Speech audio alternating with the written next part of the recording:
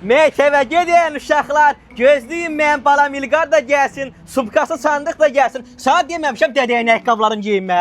Qadan alın, bunlar neçəyə çıxır? Bunlar 7 manat 50 qəpiyə. Eləmi, bu neçə yaşlar geyinə bilir? 5 yaşdan 16 yaşa qədər hamısı geyinərlər Bu bibi. sənin şəklində Amma burası. buna var nə qəşəng. Bundan keçəcək. Hə, bəsdir ha. İndi də səni kişi eləyəcəm. Sən kişi. Arvad paltarını az geyin. Bu qədər bibi. Bilirəm də bunun başına daşısın. Əmisi də belədir. Bibi, gördüyün kimi bu sumkanın qiyməti 12 manat 50 qəpidir, bax. Eləmi, Qəşəng. hər şey Amma- ödəyəcək sizə. Kişi sumka.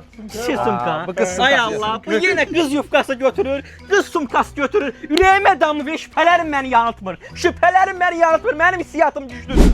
14 manat 50 qəpidir, bax bunun qiyməti. Eləmi? Beli də rezinlidir. Şalvarın başını bırak, mənim fikrim bu deyə qari yerlərdədir. Sənin neçə yaşın var?